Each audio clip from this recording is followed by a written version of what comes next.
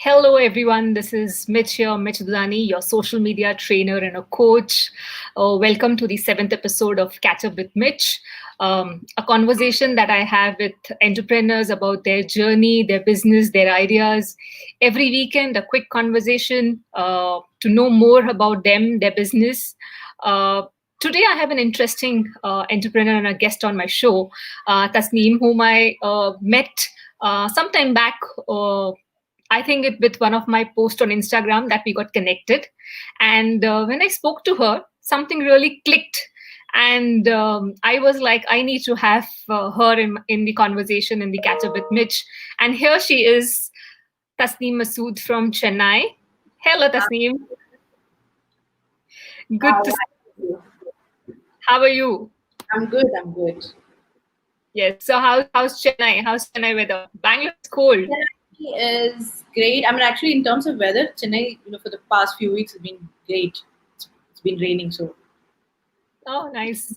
Yeah, so even Bangalore has been raining. So I see Samrat here saying hi to us from LinkedIn. Hi, Samrat. Welcome everyone. With Catch Up with Mitch, episode 7. I have Thasneem here. I met her sometime back, and I thought she does something very unique and different that she offers, and that's how I thought we should have a conversation to know more about her.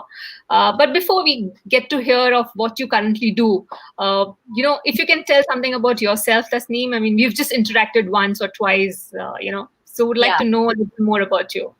Okay, so I was brought up in Saudi. Okay. And then, so I'm basically from Kerala. I was brought up in Saudi, and then, when I was in my 8th grade, that's when I moved back to Kerala. I finished my schooling and my graduation in Kerala, and then got married. So my husband is from Chennai. That's how I now live in Chennai, or my base is Okay. So Okay. and we have 2 lovely kids. Nice. 5. So yeah. Yeah. So how's the journey been? What did you study? And, you started your career about 15 years back? Yeah, I guess so. I've lost track of that time. But I think I was in my 10th standard or 11th standard, and so constantly hear about this name Manish Malhotra, and he dressing up the Bollywood celebrities and all that and all that. And that's how I I became passionate about fashion. And I said, if I'm pursuing a career, it has to be, about fashion. It has to be around the fashion industry, and I need to get into the fashion industry because I need to understand what this glamour is all about. I also want to create a glamorous brand like him. I remember having this conversation with a very dear friend of mine, because she was my senior in school, and she said, fashion design is really really difficult subject. You need to be creative, and you need to be really really creative. You should be able to draw well and all that and all. I said, it's okay. So let's try and see. I mean, you never know, right? So let me try and see if I can make it in the industry. And that's when after my 12th standard, I took up, my graduation was in fashion. So I did my graduation in fashion technology, where I learned about merchandising. I learned about apparel production. Also learned about creating a collection in terms of like the creative part of it, where draw, sketch, and all that and all different textiles of our country basically, and the crafts of our country, and that's where I fell in love with the textile and crafts of our country. Yeah, so post my so during my internship, the second year internship, that's where I learned how brands operate. Brands like, I mean, so the factory that I interned with, the manufacturing hub that I interned with, they used to produce for Marks and Spencer, Abercrombie and Fitch, and all that and all. And so that's where I completely got to understand the retailing part of it, or how global brands operate. So they have a design head somewhere, a corporate office where their designers work on the design collections they want, which is in line with the brand's USP, how the production is outsourced, and then how it comes back to the store, and how they retail that entire stuff to the customers, how they sell it to the customers. So that was pretty much interesting. And that, I think that's where again I found my that's the first calling I had. I was like, okay, fine.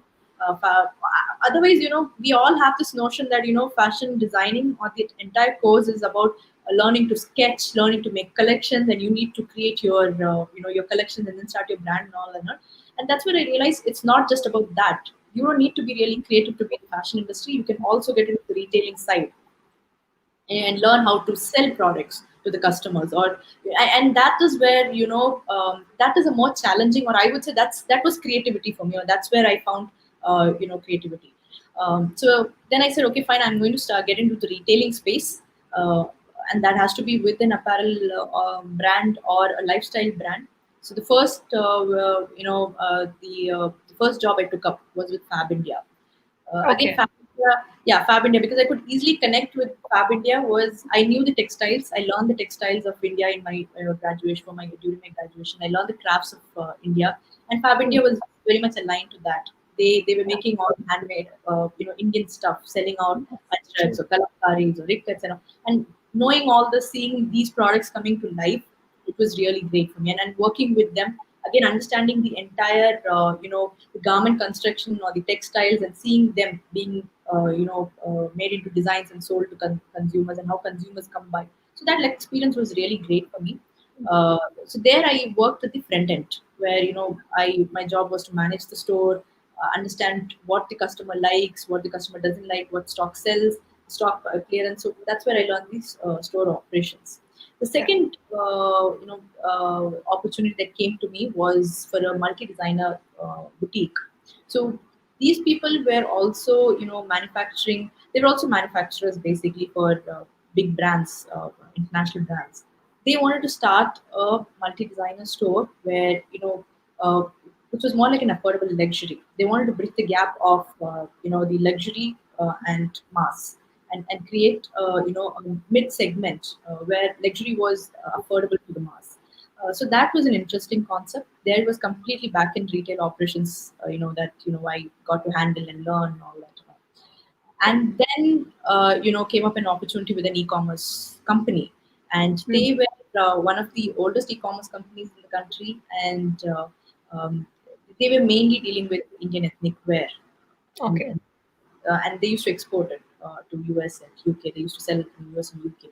So that was completely different experience, because from offline, retailing to online e-commerce, Yeah. that was huge learning for me. And while doing that, that's where I realized, okay, fine, I'm now, I have gathered enough knowledge and skills where I can start my brand. I obviously want to start my brand, and that's how got into the fashion industry also. Mm. And in 2013, started working on this part. In fact, in 2012 itself, I started working on what should be the USP of the brand, how should the brand look like, and all that and all. Yeah. Uh, So you were and very clear that you want to start your own brand. There has to be a label that you want to bring yeah, into the yeah, market. correct. Definitely, definitely. There has to be a label that I bring into the market. I was very, very clear on that. That was one thing I wanted to do for sure. But again, this was when Mintra start.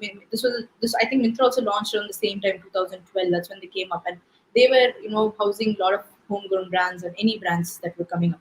Now, amidst all this, where will my brand stand, or how will my brand stand out? What is the USP? So that's where the research work started, uh, and anything and everything looked really appealing. They had all this affordable price points. All these brands were launching at an affordable price point. So during this research work is where I realized, how unsustainable and unethical the entire fashion industry is. How opaque the entire fashion industry is. Uh, yeah, so that's the time when Zara also launched in India. I mean, it was much before that, but the popularity of Zara, it, Zara. Okay. that point of time, everybody and anybody wanted to buy Zara. Zara's Yeah. business model was spoken about, and everybody wanted to replicate that business model of once in 12 days and all that and all. It was interesting, because even I was thinking about a business model like that, because everyone said that's the best business model to follow. True. But with research, I found out that is really an unethical model, uh, Okay.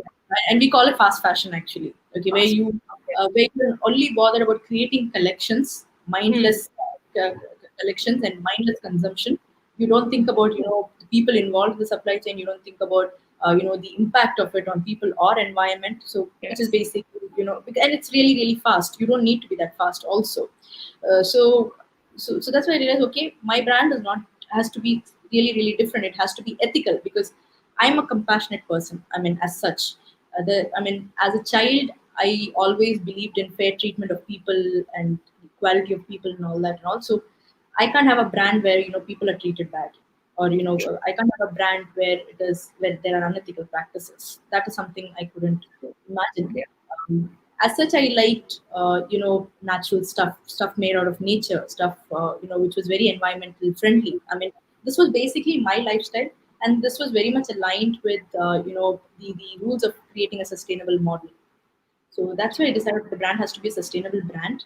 It will have ethical processes. It will have transparent supply chain, and that's how the brand started. Started, yeah. Yeah. So So fashion industry is all about glamour, right? We only see the correct. glamorous things in front of it, but I'm sure there's a lot which happens at the Yeah. Very back true. end. Very true. So, see, when I say the supply chain is unethical, it is unethical because there are a lot of people involved in the entire supply chain. A lot of outsourcing happens. Now, the brand says, "I want." I'm just giving you a fair, simple example. Saying a brand says, "I want a printed T-shirt." Now, the brand also doesn't know. The consumer also doesn't know where it is going to get printed, or in what condition are these people who's printing they're working. Where are they coming from? How much are they being paid? All this is there, so that makes it unethical.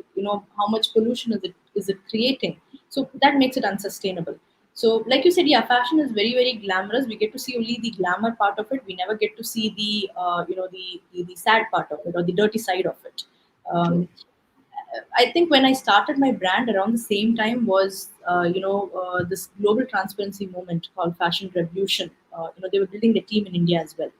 Okay. That's how we got in touch with the country head, and I told her that, see, you believe in creating a fair, transparent industry. You are advocating for that, and I'm also building a brand around that, and my ethos are also around.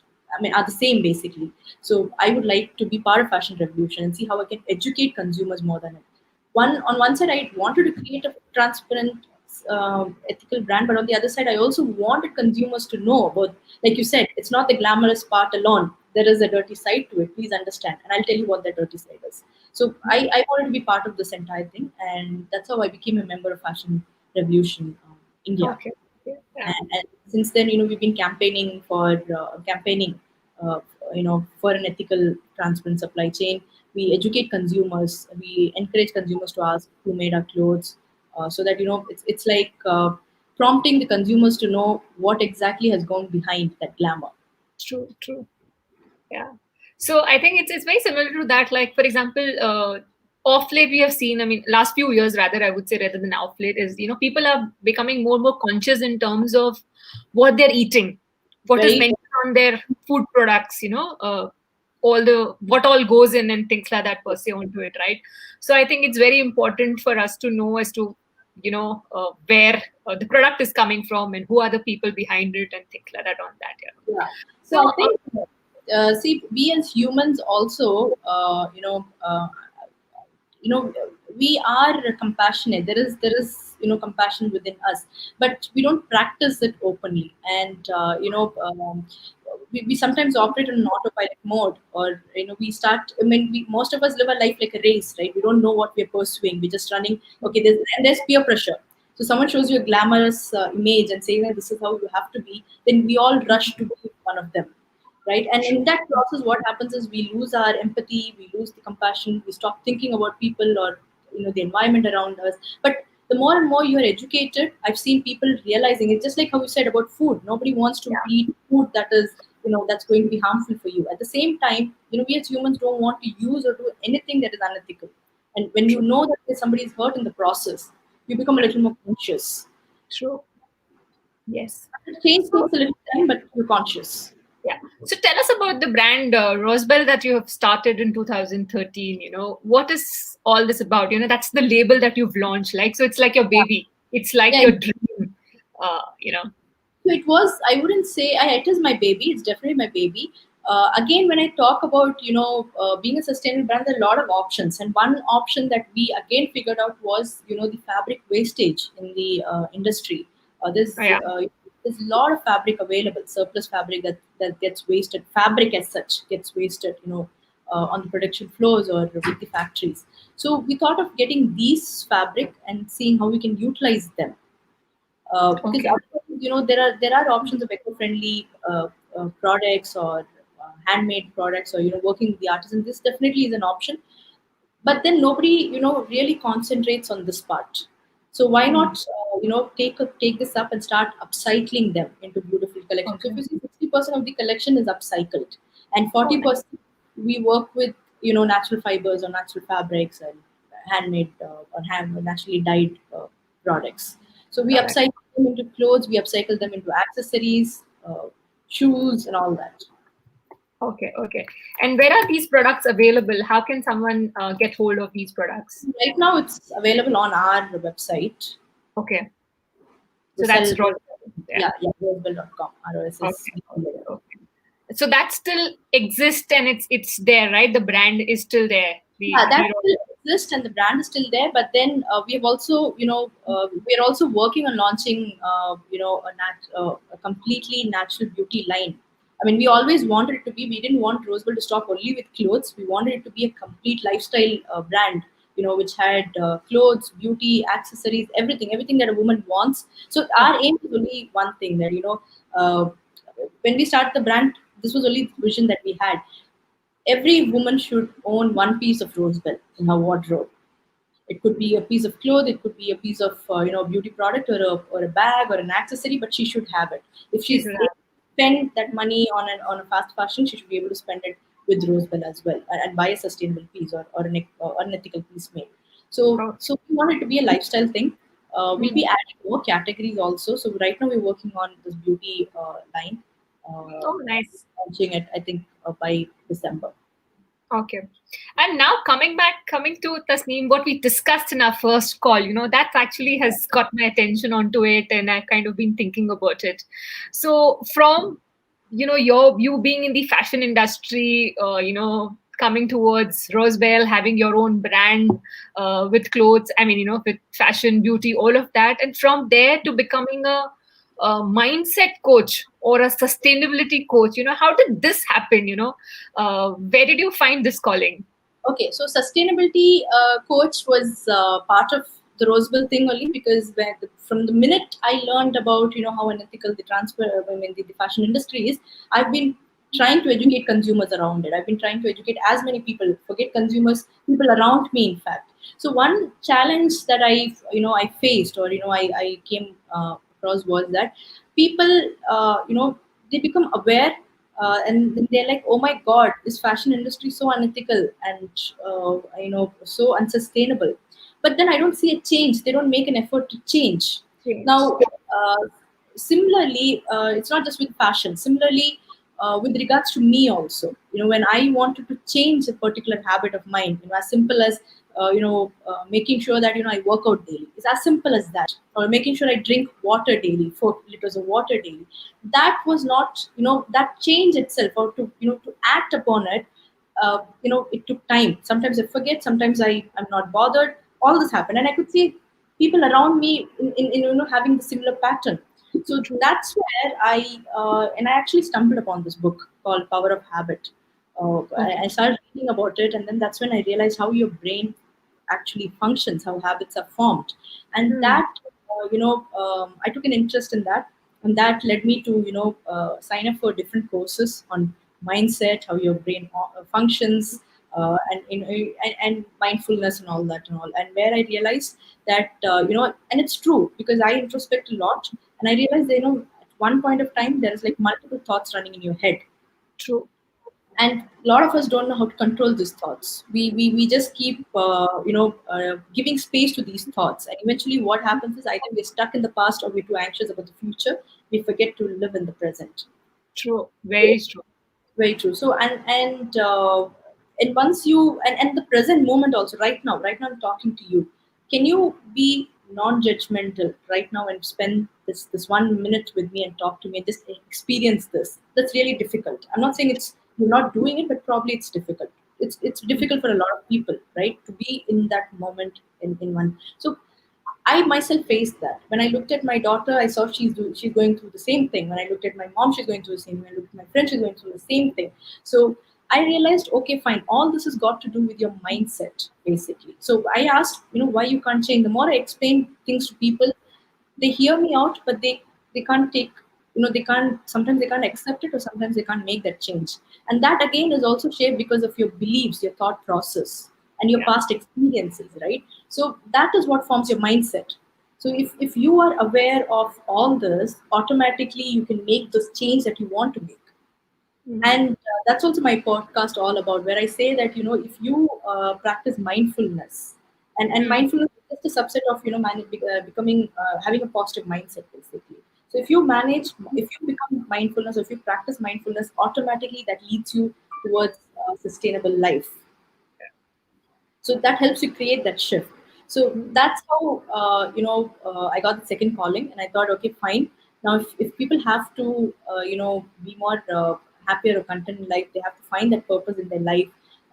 Then, it is some, they need to first become aware of, their mindset, what their belief system is, and how their mindset, the current mindset, what it compromises of, and then slowly start, unwiring it, rewire, and then rewiring it. Okay. Yeah. Great. So, how do you now help people? So, you were saying that probably CEOs, entrepreneurs are the ones who look at it, or any individual that you would, help. See, there are individuals I can help, but specifically I target, leaders and senior management managers, because I feel for them it is, very much required and important. Because unless and until, you see, there's this constant change that's happening in organizations, right? And True. you need to have a growth mindset. You need to have a positive mindset towards that change, because as managers, if you resist the change, automatically the people below you, would resist the change. So you are the key there, right? So Yeah. I kind of, tried focusing on them, telling them, how you can change that fixed mindset of yours, or that finite mindset that you have, rewire yourself, so that, you can also motivate people down the line, and Mm. eventually, that succession happens. True. So, this is offered on a one-on-one coaching, I assume. Yeah, I prefer a one-on-one coaching, because I believe everyone is different. Every individual has a different requirement. Every individual has a different challenge. So a group session, see, I generally, when I have been part of group sessions, I've had 101 questions of, how it applies to me. But I have this problem, but I have that problem. So True. group sessions give me an overview of the entire idea, but it's not, it doesn't help me as such, unless and until I have a one-on-one conversation with the person. So True. me as a person prefers one-on-one, and I felt, Mm. it makes more sense to have a one-on-one conversation, one-on-one consultation. True, true, true, true. So, you know, as a woman entrepreneur, it's always very difficult, right? When you have to juggle with family, kids, and you have two different offerings that you have. One is from the fashion industry, the Rose Bell, the brand that you have, and then something that because you've probably realized yourself, and you thought that you would want to give it to the larger people in terms of the mindset coach, or helping them cope up with mindfulness and things like that, pursue onto it. So what are your challenges in this, Thasneem? I think my challenges have not been different from any other women entrepreneurs challenge, especially because, I'm a mother of two kids. Then there's a Mhm. family. So, you have your in-laws, you have your family, you have your husband, you have all this, right? Yeah, And true. being in India, I think you have to make sure that you fulfill your family duties. I mean, Yes. it is also challenging. But I think one thing, it definitely has been challenging in the last 7 years, because what I want to do is sometimes not aligned with, their thought process. So I face the challenge. But one thing that has constantly helped me, or one thing that I constantly do, I go back and do, even if we if forget, or even if the challenge comes up again, is that communicate to them that, why this is important to me, and how I will manage. So my offering to them is, see, I know you want me to be here, and I know you want me to take care of this, but I will take care of it, not around your terms, but around my terms, because I have something else also to do. So let me do this, because this is really, really important, and for me as a individual, this makes a difference. So when I Mm. have done this, I feel content. I'm automatically going to contribute here also. I said I'm not going to, let go of this responsibility. This is also as important as that. So I've somewhere been able to, and I go back and convince them over and over and over again. And I think with time, people kind of see, nobody accepts you the first time. And I'm sure all of us who's watching would agree that nobody has accepted the change or anything new the first time. But as it goes, you start building confidence. As you see progress, you start building confidence, and then you'll be like, yes, she'll be able to manage, or yes, this person can do it, right? So I just give it time. So from the time, I mean, every time I face a challenge, I convince people, who's part of that, and I give it time. And one thing that's worked for me is time, because I know time can heal or settle down things, and it comes back in your favor if you keep Yes. pursuing it. Sure. So if I look at your career, Tasneem, the first, about 12, 13 years, you've been in the fashion industry. Probably when you launched ROSSBELLE, your family would have been like, okay, fine, you're doing this because you're from that domain, you've been doing this, this business, right? But something of very different that you started about a year back, which is of being mindfulness coach or mindset coach. So how did your family and friends reacted to it? Or was your thought also when you wanted to venture out in something like this? So I was also a little skeptical, saying that how about the acceptance part, and like you said, generally people when they look at progression, they tend to take it from the same industry or the domain they are from and move on, right? But then for me, so I did a lot of clarity analysis of why I want to do this. So like you said, it's actually a calling for me, because I always had this thought or this feeling within me that I should be able to create a difference or impact in somebody's life. And how can I do that? Hmm. One is, I want to create a sustainable environment. How am I able to do that? How can I make sure people are more ethical and compassionate? How can I make sure that people are more positive in their life and approach? So one person seeing a difference in one person actually makes a lot of difference in me. I mean, I feel really, really happy and content. So I had to do a lot of clarity, research, clarity working, where I sat down and wrote down, saying that why am I actually doing this, and why Hmm. should I do this? So I've done multiple worksheets around that, I would say, basically, Okay. and then I said, yes, I will do it, because for me, it is not just about creating a brand that makes an Hmm. impact, it's also impacting somebody's life. So I started Rosewell to make an impact in their True. ecosystem. So if me as a person can create an impact in somebody's life, I think Yeah. the purpose of my life is achieved.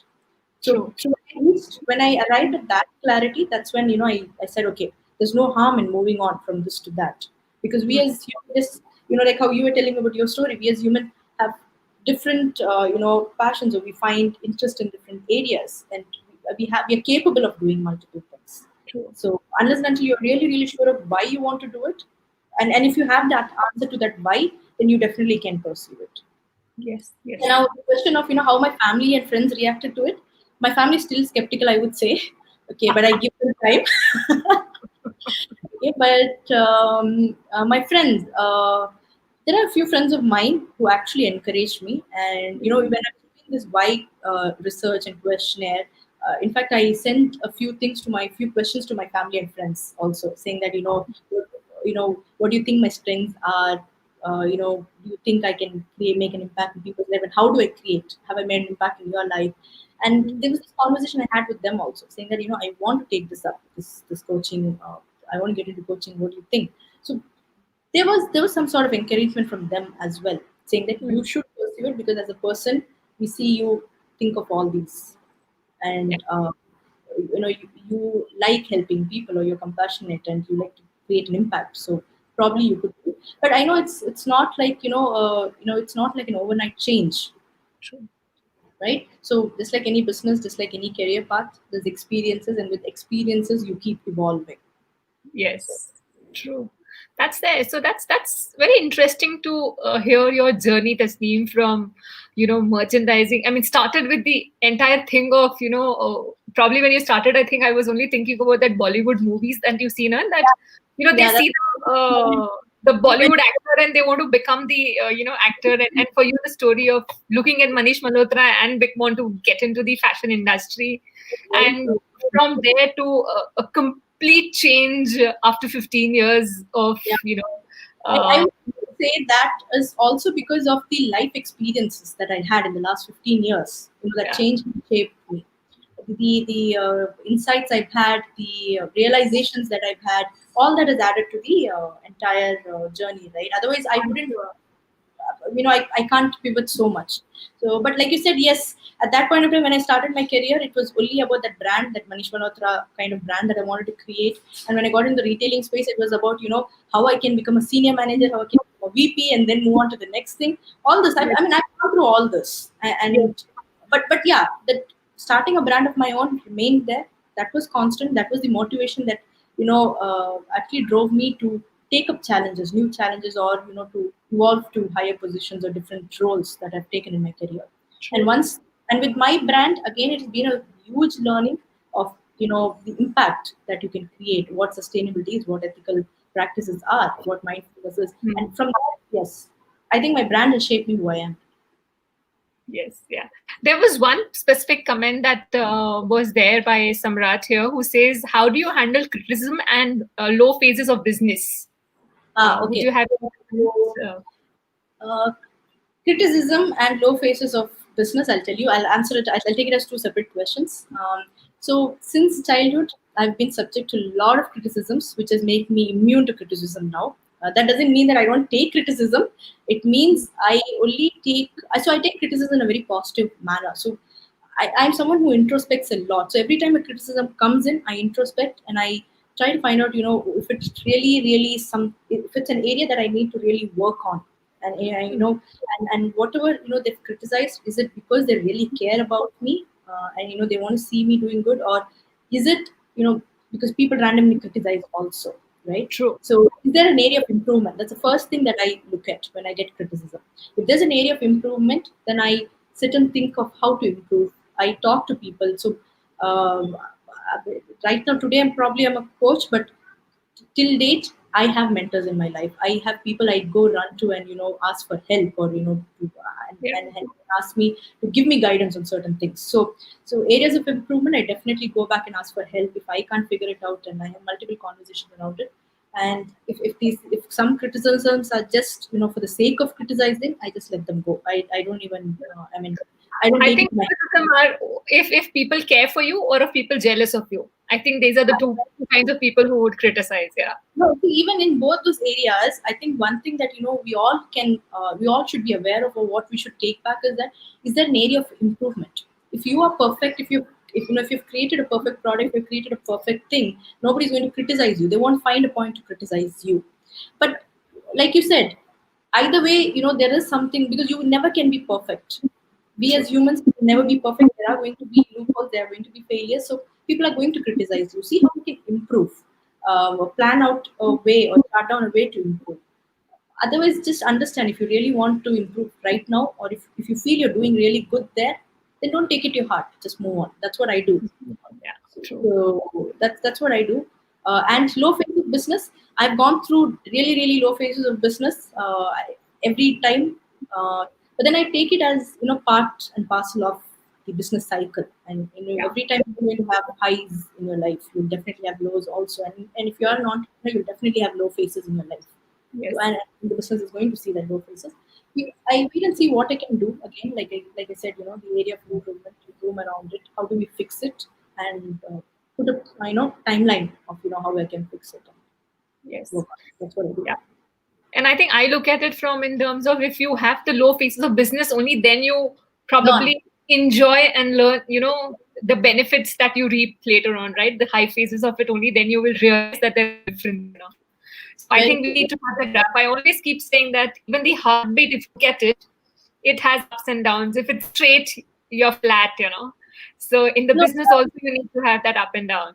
Very true, Mission. This is also one point that I covered, in my coaching, or where you probably, if you go through my posts and my articles and all that and all, that's one thing that I keep saying, that we're born and brought up with a very fixed mindset, and for us to fail is like you fail in your school, it's a bad thing. You fail in your college, it's a bad thing. If you're not able to play cricket, but that other boy is able to do it, then it's a failure.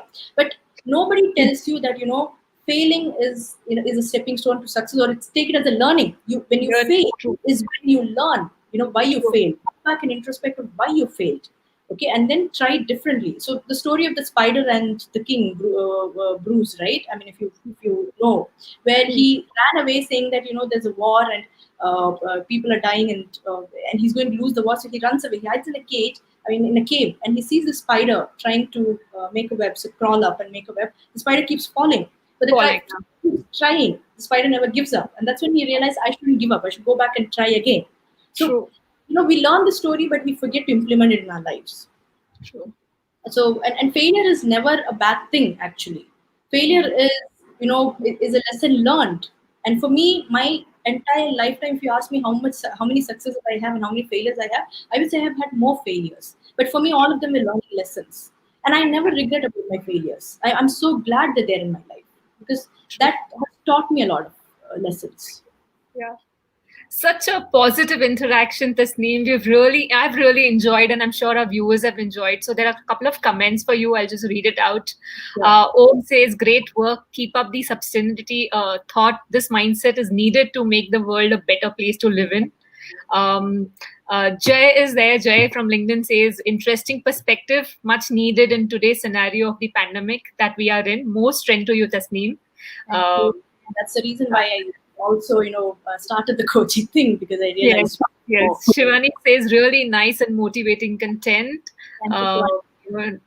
That's there. So Rajdeep says they really enjoyed the session. So it's been great. Thanks so much, Thasneem, for this. I am feeling very energetic and motivated after hearing your story, and I'm sure everybody has a story that everybody has their own bits and pieces of story. More failures, more success, more negativity, more positivity. I think everybody has their own part of it that we've received it, but I think it's more important in terms of how we take it. Like you said, how do we see that criticism as an improvement? How do we see that failure as a next step for our success? I think that's more important. Thasneem, I know that you're available on LinkedIn, Facebook, and Insta. I mean, these are the places people can reach out to, right? And before we sign off, any final comments from you? No, I think thank you so much, Mish, for asking me to be here today and hosting me.